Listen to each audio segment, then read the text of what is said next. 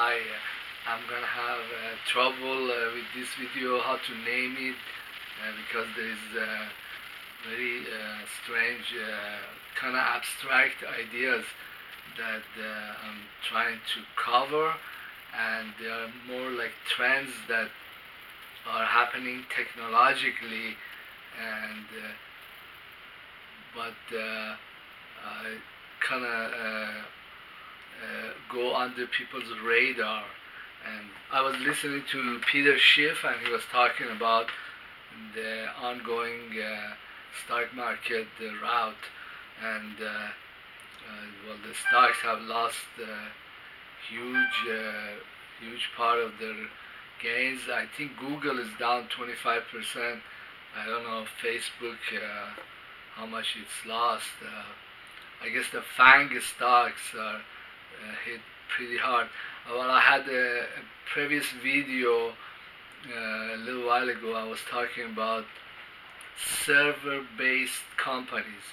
That's like if you want to construct another Netflix, right?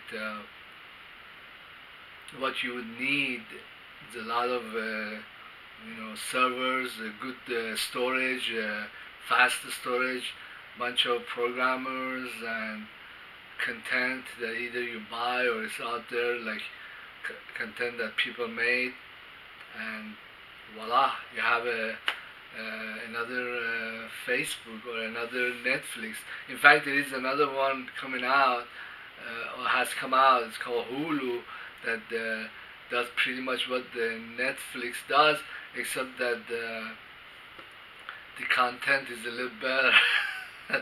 Well, I was trying to watch, the series Lost, the ABC series Lost, because it reminds me of what's going to happen shortly in the United States. But I couldn't find it on Netflix, and then I found it on Hulu, but then I wasn't a member in Hulu. I had to pay. I was looking at the membership fees, and I saw it's cheaper. It's like Netflix is like $8 a month, but Hulu was like $5. So I think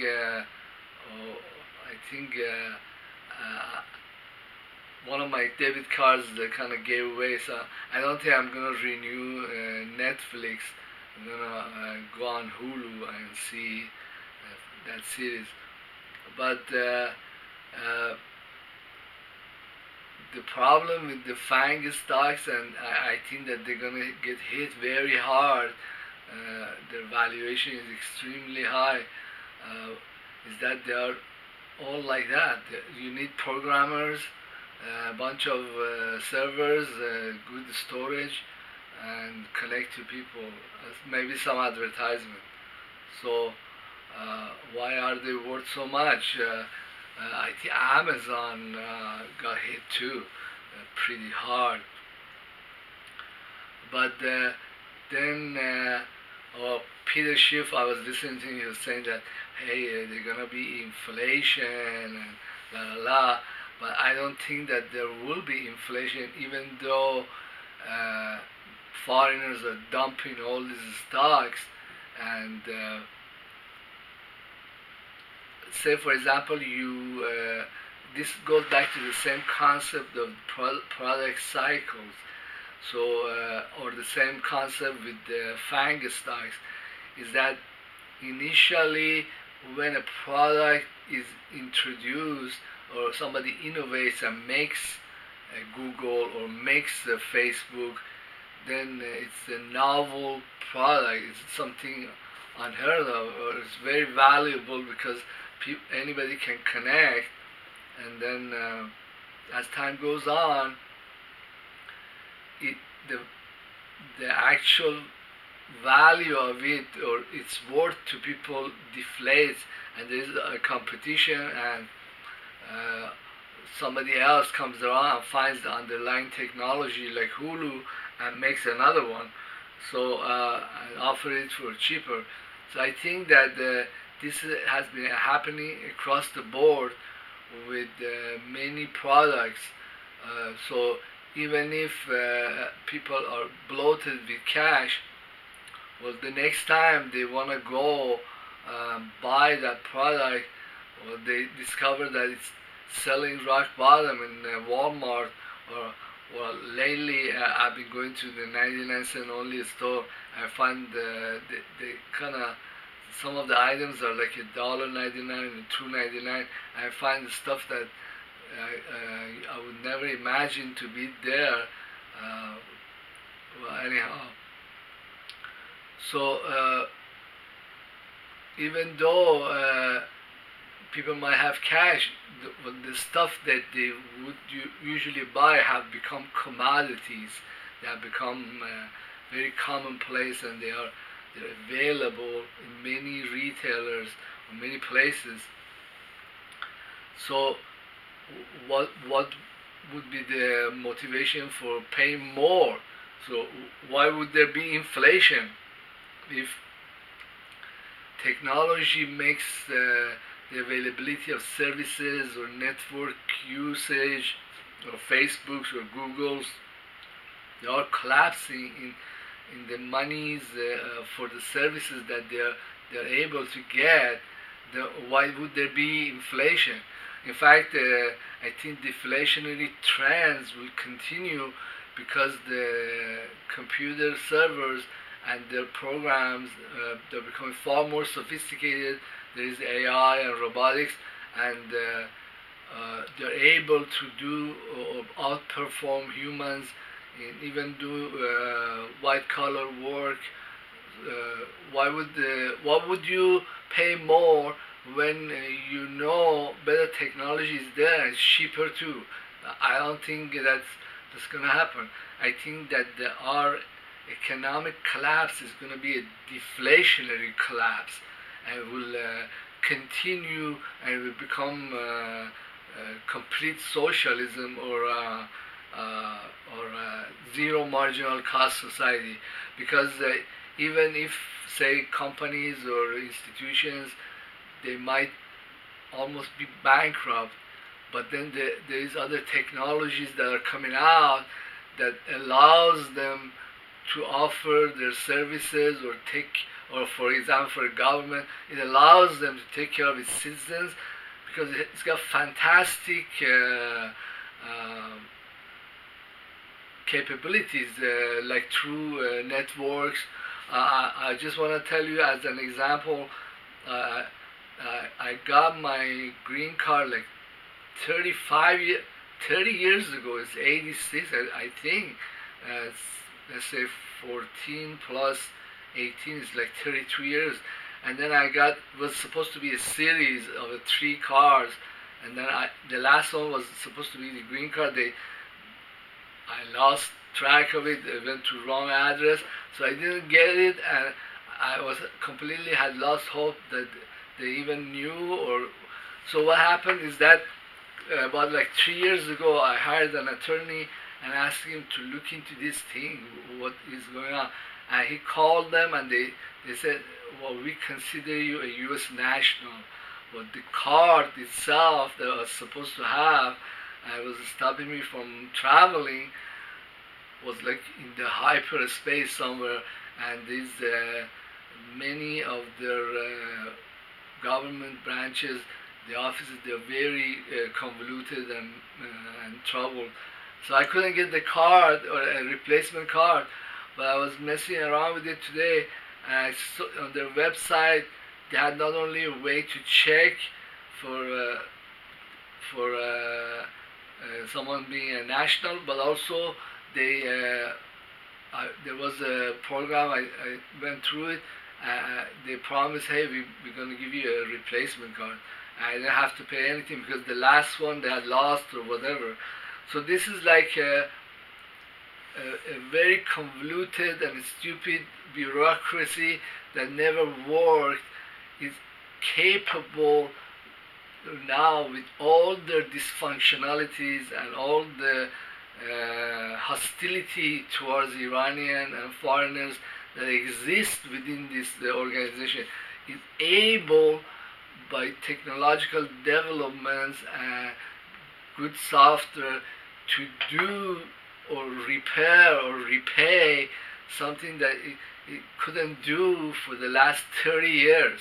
So I mean, what I'm saying is, even though there may be deflationary collapse, then all these dysfunctional governments and institutions, they are going to miraculously survive, because they have all these other technologies that are coming in, and I don't know, they're able to do things that they were never designed for. And even I think the very corrupt banks like JP Morgan or Federal Reserve, with all the stupid things they have done, they're gonna miraculously find some technological fix like this.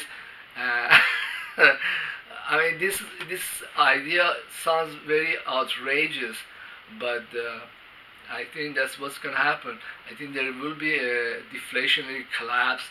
Then these developments will allow these numbskulls to come up with some fix to present at least a good image. But another thing that I found very interesting was the fact.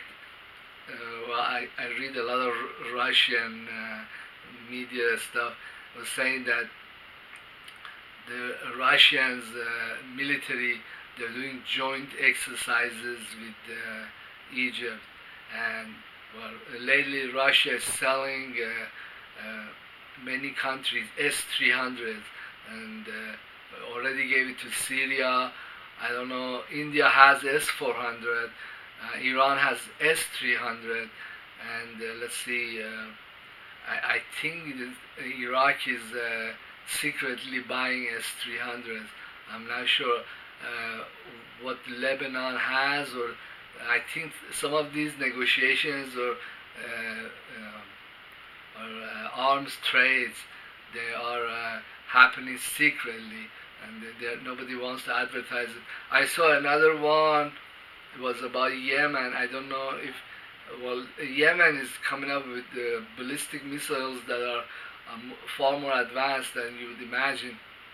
So what I think is the general trend worldwide militarily is that it's going to become extremely difficult for like United States or Israel to use like fighter planes like F-15, F-16, F-35 to go into different countries and bomb them or terrorize them, and then get some advantage by this, either coerce their government or get territory or money, or force them to use the dollar. Is it like similar to what will happen to after a deflationary collapse? Even though these countries, they're all very backward technologically, but because there is a technological innovation that can bring down any kind of fighter plane or cruise missile, then they are able suddenly to reassert their sovereignty and do other things too. Like I think that's what is going to happen with Israel, even though Syria was really battered, but now they have a great air defense. They're going to be able to stop not only Israel, but also this leads to another discussion, that the ground forces of different countries are going to be important in the future, and also the number of the population or the number of soldiers the quantity will become important, because the advantage that was there, that was gained by using air force is collapsing, and so the ground forces or militia will become significant, because they can actually come in and take territory or land and take it away from Israel, or United States use or whatever. So this is a kind of interesting trend. Then another trend I was watching, a lot of 3D printers, and there were a few programs where like it was showing many 3D printers in China that can print very quickly. In fact, I've come up with printers that can print very rapidly. I saw one that was metal printing, and it was actually had the metal particles being shot into the pattern they wanted to make, like at very high speed, and it would stick to that pattern and build up the device or whatever that they were printing, 3D fashion. So this is very significant development. It's just like manufacturing at very high speed, but this time with 3D printing. That kind of leads to another discussion, is that now there is a lot of inventors and artists and manufacturing gurus that simply come up with a design of artwork or machine, and they don't even build it themselves. They have no factories, no nothing, and they just ship the files, which most of them are like in the form of MRI or files, to a factory and have that factory print it for them. Well, then this leads to another discussion, is that why do these factories have to be in China? Because it's all just machinery, 3D machines. They could be in the United States. So I mean, a lot of Americans are kicking and screaming that, hey, we have lost our manufacturing, la la la. But this thing, manufacturing has evolved. It really doesn't need China or India or anybody. It needs its own factory, and this factory can be anywhere to make whatever the country wants to make. Well, that's something that brings out another discussion, is that now, because of AI and manufacturing that's like this, then like wages or workers are almost like a complete nonsense. Like you cannot make an economic model based on wages. The wages are part of the capitalist system, and then without wages and reinvestments, then this system will not work. Well, I think the capitalist system has died. None of these parts of an old model really work or are relevant to anything. So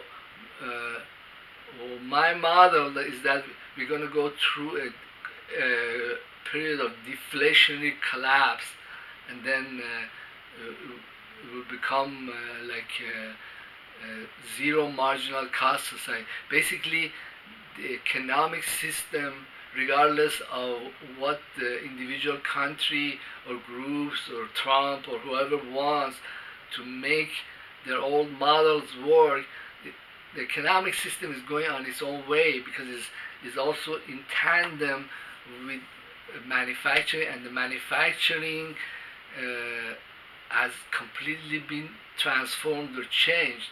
The other thing is that it cannot be stopped, or it cannot be modified, because we are in an open economic system. This means that just like somebody made a drawing or a file and shipped it or sent it through internet to China to be 3D printed, we are part of this global economic and technological matrix, and for a group of people in an area to say, hey, we don't want that. We want to go back to our own 1950s style manufacturing. It just won't work, and it would just there will be a lot of economists with these old models like Peter Schiff that wants to make old style capitalism work. It won't.